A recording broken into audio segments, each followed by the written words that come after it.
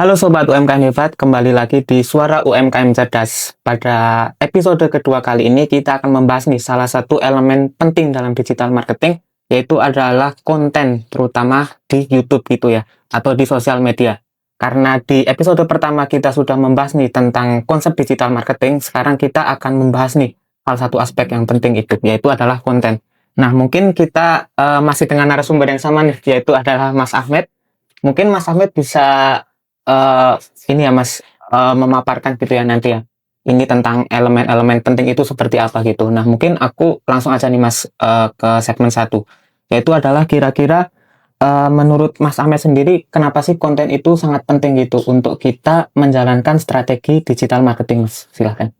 Oke, menurutku itu penting banget nih, Brian, karena konten adalah mungkin kalau konten ini nggak harus media sosial ya, tapi berbagai format tadi yang ada di website, di email maupun di berbagai tools untuk digital marketing itu penting banget karena dari sana para calon pembeli dalam tanda kutip atau masyarakat umum ketika melihat produk atau jasa kita itu mereka lebih mudah memahami itu lewat konten kan. Jadi secara kuantiti itu mungkin tadi yang pembahasan sebelumnya mungkin kayak kualitas kayak konsistensi dan sebagainya, jumlah, frekuensi itu penting, tapi di balik itu mungkin kualitas juga penting, mulai dari elemen visual, audio sampai dengan teks, dan juga mungkin kualitas dari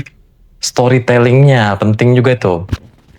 Berarti ada beberapa ini ya Mas, mungkin kunci ya yang penting, misalkan tadi kayak storytelling gitu ya dan segala macam gitu. Nah ini aku mungkin sekalian nanyain sih Mas, kemarin tuh ada temanku yang bingung gitu terkait perbedaan antara konten edukasi dengan konten promosi. Nah itu dari Mas Ahmed, apakah bisa Mas menjelaskan secara ringkas gitu apa sih perbedaan antara konten edukasi dan promosi gitu? Oke. Nah mungkin kalau aku ya itu membedakannya memang tentu hal paling mendasar adalah target audience, dan dari sana berkembang kan. Audience ini butuh konten edukasi sama butuh konten promosi. Nah, format dan tujuan dari sebuah konten itu pun juga berbeda pada akhirnya dibuatnya dengan berbeda ya. Kalau konten promosi jelas kita bisa hard selling maupun soft selling. Hard selling mungkin kayak langsung lah terang-terangan menunjukkan produk kita, atau ya udah kita lewat, mungkin kalau konten promosi itu biasanya memang ada yang secara langsung sama secara tidak langsung ya. Itu yang mungkin tidak langsung itu soft selling, tapi di konten edukasi itu bisa jadi itu komponen dari soft selling juga sebenarnya, karena bisa jadi kita mau kasih tahu informasi dari produk tapi dengan cara yang berbeda, kayak ngasih informasi atau edukasi umum gitu kan, atau pengetahuan yang mungkin berkaitan atau relate secara tidak langsung atau langsung ke produk atau jasa kita. Jadi kayak mungkin contohnya ya kayak produk skincare A, terus dia tiba-tiba ada iklan soal menjaga lingkungan dan sebagainya karena dia menggunakan bahan-bahan yang ramah lingkungan. Nah, dia kayak itu bisa jadi juga combine ya. Maksudku dalam konten promosi ada konten edukasinya juga gitu. Jadi kayak untuk digital marketing aku pikir sefleksibel itu sih. Jadi konten, format dan sebagainya bisa diatur dan di-adjust sesuai dengan kebutuhan dan tujuan tentunya. Siap. Nah itu yang teman-teman, jadi jangan bingung lagi tuh antara perbedaan konten edukasi dan promosi gitu. Jadi tergantung audiens dan Mas Ahmed ya. Oke, mungkin kita langsung masuk nih Mas ke segmen eksekusi gitu. Mungkin dari teman-teman juga bingung nih atau pengen gitu tahu terkait strategi atau trik pembuatan konten yang tepat gitu, terutama untuk sosial media kayak TikTok, YouTube atau bahkan Instagram. Silakan. Oke. Nah, mungkin ini dari berbagai kegiatan yang aku lakukan. Aku kan juga meneliti, juga jadi agensi juga di UMKM Hebat ya. Nah, ada formula ya, bisa dibilang formula dari mungkin kalau bahasa copywritingnya ada AIDA itu ya, attention, apa, terus action pada akhirnya. Nah, mungkin ini juga berkaitan nih kalau yang biasa aku sharing atau biasanya aku sampaikan dan praktikkan ke teman-teman lain itu ini agak apa ya, mungkin aku coba elaborate sendiri aja sih, kayak T, C, terus ada I sama C lagi. T-nya apa? T, triggering. Nah, jadi kita dalam sebuah konten tuh elemen paling penting adalah kita menyampaikan pesannya, storytellingnya seperti apa. Nah, langkah pertama di awal itu harus ada yang nge-trigger kita, makanya ada hook. Atau ada yang bisa mencantolkan informasi kita lah. Terus ada si konsep. Nah, konsep apa sih yang kita bawa dalam iklan atau promosi atau storytelling kita. Terus ada I atau E, itu example, atau kita juga selain jelasin konsep perlu memberikan contoh-contoh apa aja nih. Contohnya misal kita setelah menjelaskan apa sih definisi ramah lingkungan. Nah, contoh produk ramah lingkungan apa? Contohnya kayak dia menggunakan bahan yang mudah didaur ulang dengan prinsip 3R, reduce, reuse, sama recycle gitu kan. Terus terakhir kembali ke C yang kedua. C yang kedua itu call to action sih.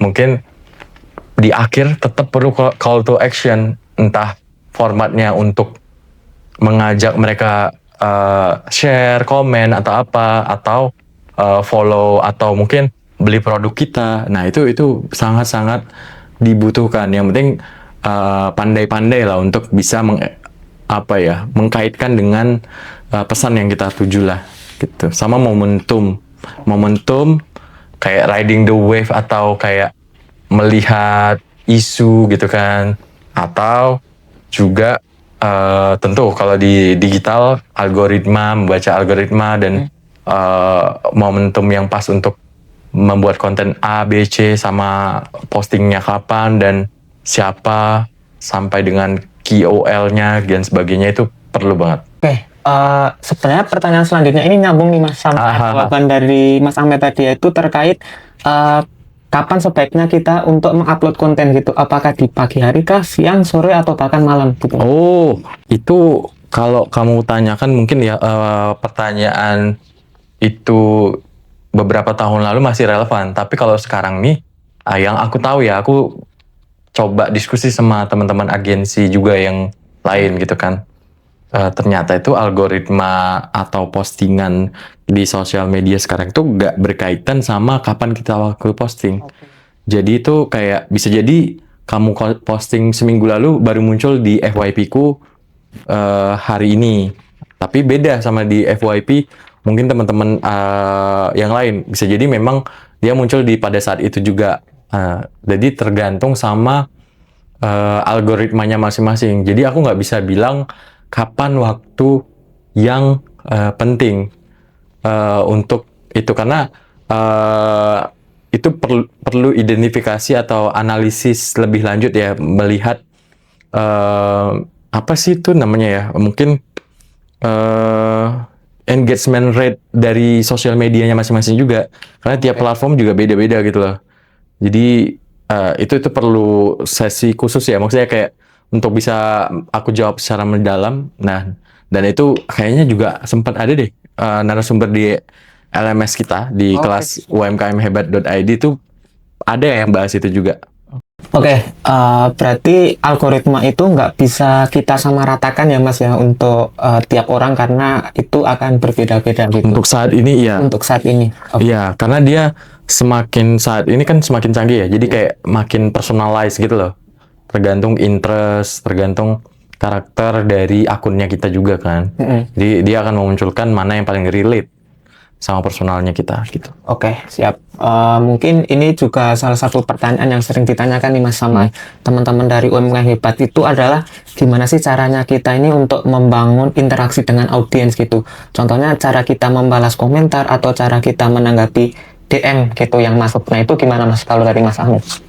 Oke, menurutku ini mungkin sebenarnya nyambung sama yang upload tadi, karena Oke. yang upload tadi kan butuh, kalau dari aku kuncinya adalah konsistensi tadi tetap. Karena ya udah, seperti apapun algoritmanya, konsistensi upload itu penting. Nah, begitu juga dengan konsistensi untuk merespon. Jadi kayak menjaga interaksi mulai dari komentar dan juga DM hingga mungkin reaksi-reaksi yang bisa menimbulkan apa ya, keingintahuan akan produk kita atau jasa kita, itu juga penting loh sebenarnya. Kayak kita konsisten nih bikin postingan yang menarik atensi nih. Oh, orang jadi diskusi di situ, jadi kayak kolom forum gitu ya. Nah, terus tiba-tiba mereka jadi kayak penasaran nih. Oh, bagus ya dan sebagainya, itu juga bisa. Atau bikin konten di story dan sebagainya yang mungkin melibatkan fitur-fitur yang interaktif. Itu juga bisa sih jadi salah satu opsi ya. Jadi itu ya teman-teman untuk pembahasan kita pada hari ini, yang tentunya kita mendapatkan banyak sekali ilmu dan juga wawasan tentang digital marketing dari Mas Ahmed itu. Nah, untuk teman-teman yang mungkin masih penasaran tentang skill digital marketing atau bahkan skill-skill digital lainnya, bisa banget nih untuk berkunjung di website kita yaitu umkmhebat.co.id, di mana nanti di sana teman-teman banyak sekali mendapatkan insight dan juga materi-materi, dan itu bisa ditonton secara gratis ya teman-teman, jadi tidak berbayar. Oke, mungkin itu saja, kita nanti akan ketemu di podcast selanjutnya. Dadah.